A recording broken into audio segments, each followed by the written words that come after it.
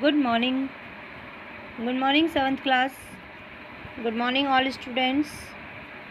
तो देखो बच्चों, अब तक हम जो है अपने कुछ दिनों से कंटिन्यू ग्रामर बुक पढ़ रहे थे और ग्रामर की बुक्स में कुछ छोटे टॉपिक्स हमारे कंप्लीट भी हो गए थे।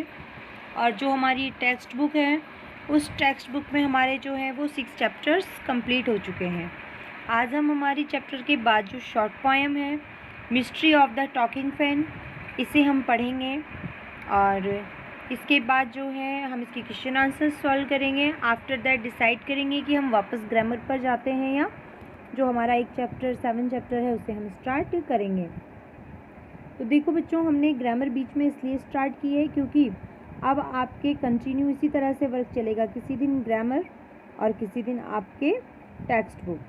तो आज आपकी टेक्स्ट बुक की जो पोएम है तो उसे हम समझ लेते हैं। जैसा कि हमारी टेक्स्ट बुक का जो चैप्टर है या टेक्स्ट बुक की जो पोएम है उसका नाम है मिस्ट्री। मिस्ट्री का मतलब होता है रहस्य। Of the talking fan, talking यानी बातचीत करने वाला या बातूनी, फैन यानी पंखा, अर्थात बातूनी पंखे का रहस्य या एक ऐसा पंखा जो जोर जोर से आवाज़ करता है उसका रहस्य। तो साधारण शब्दों में कहें तो हम इसका सीधा नाम दे सकते हैं बातूनी पंखे का रहस्य। तो जैसा कि आपको नाम सुनकर ही लग रहा होगा कि ये कैसी पोएम है जिसमें ये बताया गया है कि जो पंखा है वो बातूनी है या बात करता है। How is it possible that कि एक फ़ैन जो है वो बातें करता है और बहुत ज़्यादा बातें करता है, इसीलिए उसे बातूनी पंखा कहा गया है। तो देखो बच्चों, यहाँ आपके टॉकिंग फ़ैन से मतलब ये है कि एक ऐसा पंखा, आप सभी ने ये चीज़ देखी होगी कि जब फ़ैन में कोई मिस्टेक आ जाती है, पंखे में कोई प्रॉब्लम आ जाती है तो पंखा छत पर जब हमारे चल रहा होता है तब वह बहुत शोर करता है, बहुत ज़्यादा आवाज़ करने लगता है। तब अगर उसमें सही समय पर ऑयल डाल दिया जाता है तब वह वो आवाज़ करना बंद कर देता है। तो यहाँ एक ऐसे ही फ़ैन के बारे में बताया गया है कि उस फ़ैन में जब वो चल रहा था तो बार बार उसमें बहुत तेज़ आवाज़ आती है और उस पंखे की उस तेज़ आवाज़ को ही यहाँ पर बातूनी कहा गया है या पंखे की आवाज़ कहा गया है और उसी के लिए ये पोएम लिखी है। तो देखिए, is there a ceiling fan in the room where you are sitting now, कि यह जो आप पोएम आज पढ़ेंगे यहाँ पर एक कमरा है। यहाँ पर अब इज से शुरू हुआ है यानी कि वो क्वेश्चन पूछ रहा है और पीछे क्वेश्चन मार्क भी लगा हुआ है। तो यहाँ देखिए, क्या उस कमरे में पंखा है जहाँ आप बैठे हैं। आपसे पूछा गया है कि अभी जब इस चैप्टर को पढ़ते समय आप जिस रूम में बैठे हुए हैं क्या आपके उस रूम में फ़ैन है, क्या आपके उस रूम में पंखा है। और आगे, इज़ द फैन क्वाइट और नॉइजी, और यदि आपके रूम में पंखा है या फ़ैन है तो वह फ़ैन जो है वो शांत है या शोर करने वाला है। क्वाइट यानी शांत, नॉइजी यानी शोर करने वाला। सीलिंग फैन यानी छत का पंखा, रूम यानी कमरा, सिटिंग यानी बैठे हुए। तो देखो, यहाँ सवाल पूछा गया है कि क्या जिस कमरे में आप अभी बैठे हैं क्या उस कमरे में पंखा है, और यदि पंखा उस रूम में है तो क्या वो पंखा शांत है या शोर करने वाला है। अर्थात जिस रूम में आप बैठे हैं और जिस रूम में आप बैठे हैं उसका फ़ैन यदि चल रहा है तो फ़ैन आराम से चल रहा है या फ़ैन बहुत ज़्यादा आवाज़ कर रहा है, क्योंकि यहाँ पंखे की जो ज़ोर ज़ोर से आने वाली आवाज़ है उसे ही पंखे की आवाज़ या पंखे की बातें कहा गया है। इफ़ इट इज़ नॉइजी, यदि आपका पंखा भी शोर करने वाला है, यदि आपका पंखा भी शोर करने वाला है, you may be sure it is a distant relative of the talking fan in the poem which you are going to read. यदि वास्तव में आपका पंखा भी शोर करने वाला है तो आप आश्वस्त हो जाइए कि आपका पंखा इस कविता में आने वाले जो बातूनी पंखे का ही कोई रिश्तेदार है या उसका ही कोई काफ़ी करीबी है।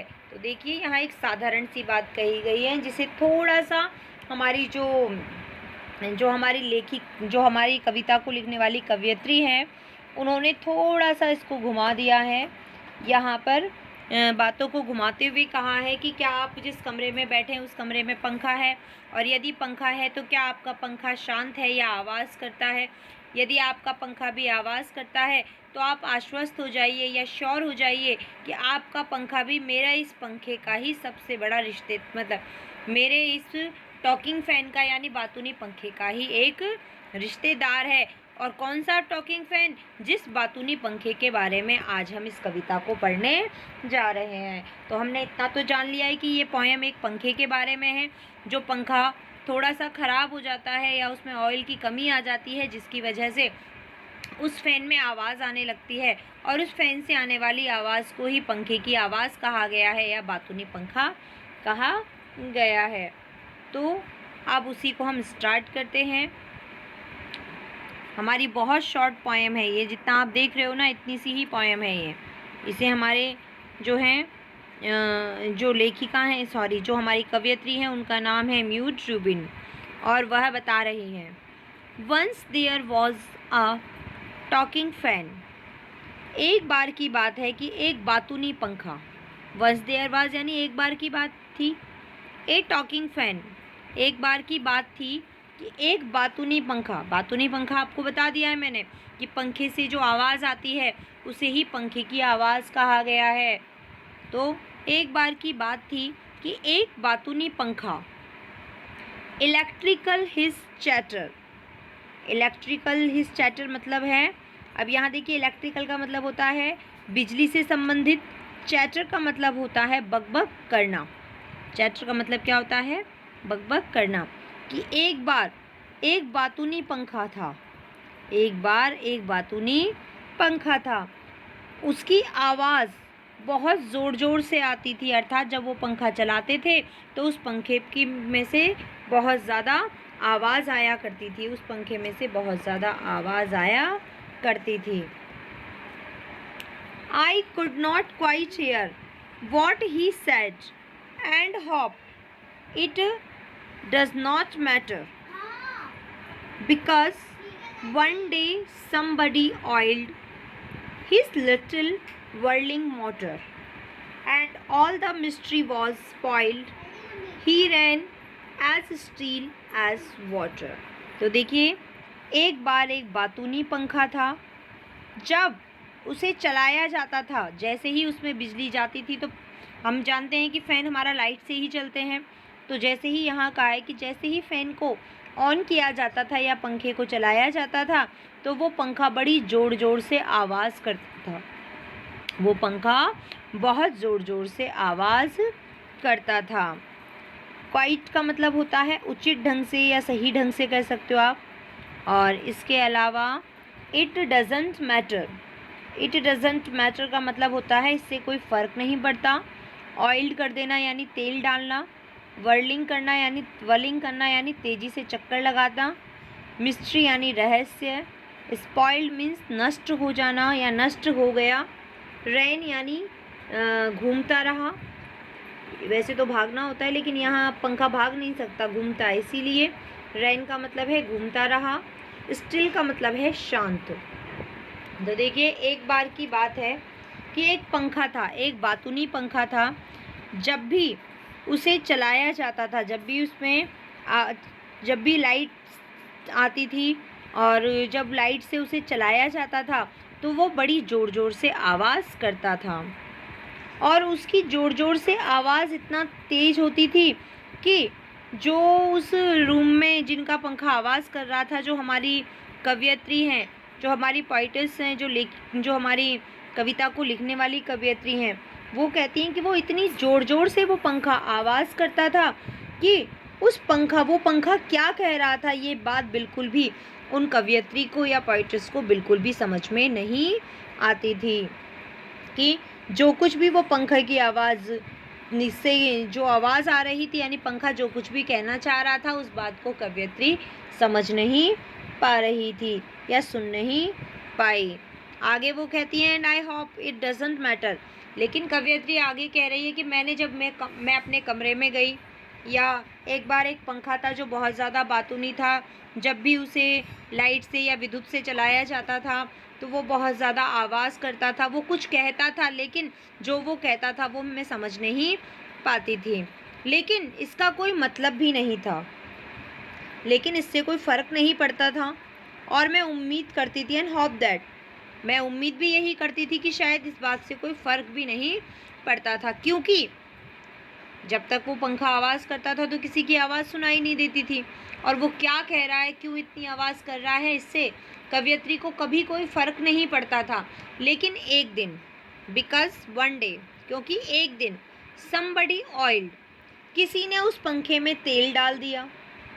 लेकिन एक दिन किसी ने उस पंखे में तेल डाल दिया। पंखे में तेल यानी पंखे में जो मोटर होती है, उस मोटर से अब वो आवाज़ आती थी, उस पंखे की मोटर में किसी ने तेल डाल दिया। हिज लिटिल वर्लिंग मोटर, कि उसी पंखे के अंदर जो घूमने वाली मोटर थी, उस छोटी सी घूमती हुई मोटर में किसी ने तेल डाल दिया।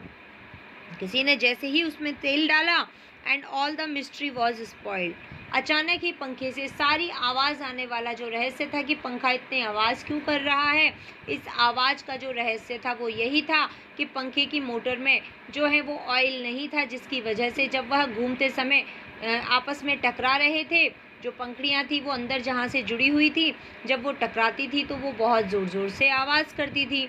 लेकिन उससे लेखिका कहती हैं, सॉरी कवयित्री कहती हैं कि उन्हें कोई फ़र्क नहीं पड़ा।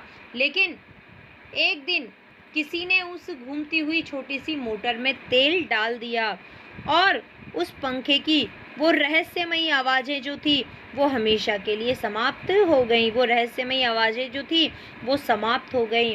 अब पंखा जो था वो बिल्कुल इतना ही शांत था, इतना ही शांत घूम रहा था जैसे कि पानी जो है वह शांति से अपनी राह बनाते हुए चला जाता है। जब आप पानी को देखोगे तो पानी अपनी राह कहीं भी बना ही लेता है, और पानी कभी शोर नहीं करता।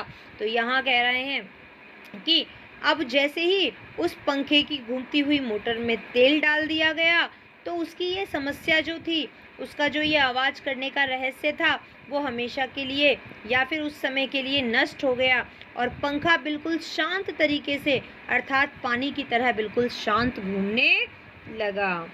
तो देखो बच्चों, ये जो हमारी पोएम हमने आज पढ़ी है, ये एक साधारण सी पोएम है, जिस पोएम में कहा गया है कि जो हमारी कवयित्री हैं वो कहती हैं कि रूम में पंखे की जो मोटर थी उसमें ऑयल की कमी हो जाने के कारण वो बहुत ज़्यादा आवाज़ कर रहा था, और वो पंखे की आवाज़ को कवयित्री ये तुलना करती हैं कि वह पंखे की बोलने की आवाज़ थी। पंखा कुछ कहना चाह रहा था, लेकिन कवयित्री कहती है कि मुझे इससे कोई फ़र्क नहीं पड़ रहा